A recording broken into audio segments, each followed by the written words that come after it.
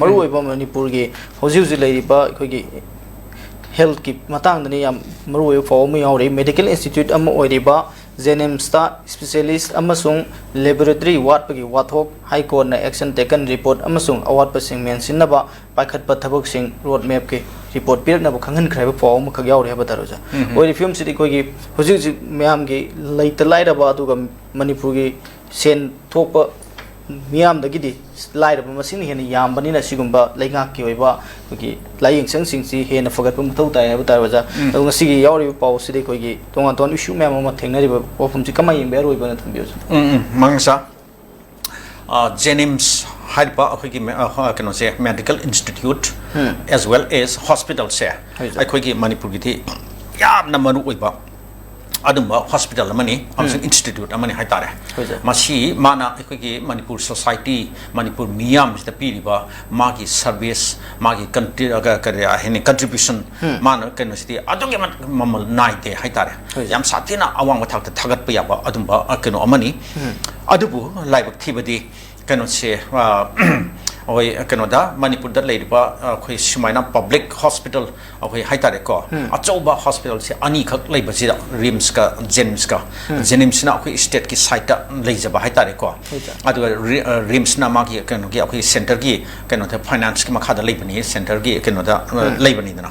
Other 𝐍𝐿𝐻 Equina, Hojik 𝐍𝐿𝐻 Takasi Yembuko, OPD, any day, I'm the Sapiova, Misi act. In the Bineva. I don't get younger about me never. Madeda, I took a market, ticket counter of market, ticket people, Quapi Mong, Adikari Krakarika, Sumam share, Mashi, Miam, the Kutung Sad, the Karapazana, the Nangnare. Other Mashima Kitang, smoothen to Mamsangi, other Karahan, Pagatpa, Karahan, and Light Hanba, Miam, the Karahani, Yamna Montana, Yam systematic over Monta, Yam organized over Monta, Yamna Lina, Tuna, Wandana, Haitariko, a Massas Solva, Anabalapa, Musing, Nupa, Nupi, Mayama. Swan one lap Yawiko, Makunshi lap Yawi, Mina, Summer Purpiawi, I could use some Marmata Sepakanda, Tenebo, Uyevoko. Young no white about Mercan of the people that me ma'am say Anaba, some my parties in Silapas the core. Great in about the ticket, loan of one of the keys, song leper counter, my amsida, Simomams we. Other Makono Unazing, but doctor, a specialist sings here. A 𝐍𝐿𝐻 doctors can get a forward specialist. Yamna hissing about Adumba, Mayamalayko. High doctor specialist sings here. Makoi Matosin, Mani Kang de Kadi, Kang de Amani Kang de, Moino Unazapang, the Adam Lay.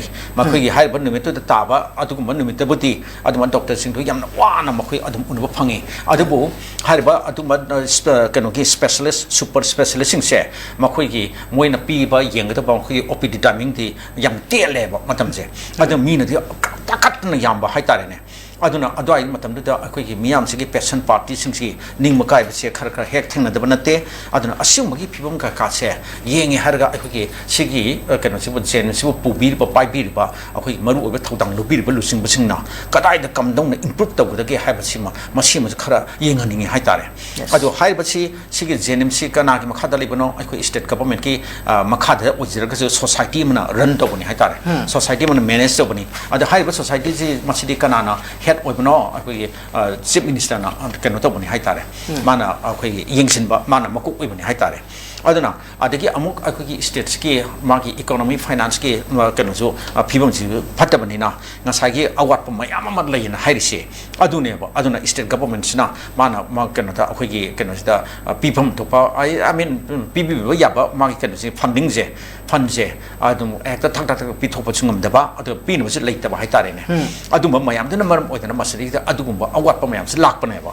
aduna si mu report mayam si kam dong na kadai ki improve tabga ki khok ka haibdi adudi ai khoina thudong na tak ngai maram leitere adu gi tamta ton ba khoi expert mayam ma adum leikre haitare ne aduna mayam sina adum yingsin bire harga sigi 𝐍𝐿𝐻 sidi hena awang mathakta pukhat na ba ma ki kano da hiram khutam ta yengba hek sang ki bada yamna akhoi miyam sina ne maruina stela ising si live na ayam baniko ado Manipur Miam share akhoi kano ta live yam thena le grazaniko mangsa masima ay sum haijage ba ngasi akhoi na sorok ta sum sapasita car na asok na tik satlidna car satli bike satli karikrat satli music masana na adum satnidna adu hair sing se loina ma ina khurabra han hairti adu di natte ba se अदो सिरी car थौजरसु करी तौजरसु मयम दमाकी monthly income ददी सोंधब अदे लेतब अदुम इमुंग मयाम दे अदुम लेरगनेबा अद car थौदिसन करी की थौरिम no हाबदा अखोई अदुदी अदवाइदो अखोई नैना रुमजि खानाद्रे मदुना तोंगान topic अमा ओइरनेबा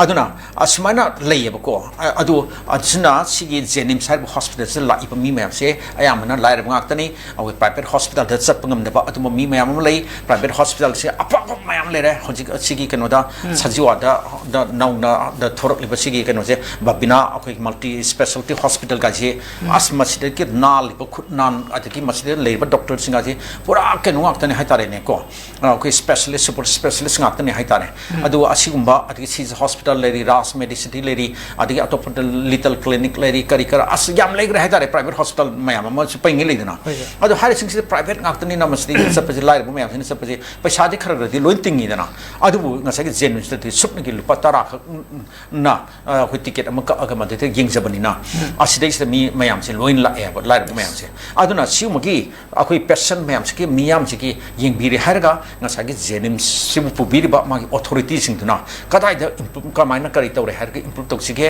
करि करि अवर मेंशन सिगे हैब से येंगजिन बियोना आई सम ngasi की फोरम से खुदुंग चाबलुंग सरका अपील तौजनिंग हाइताइ याम फजब बने याम मरु ओइबा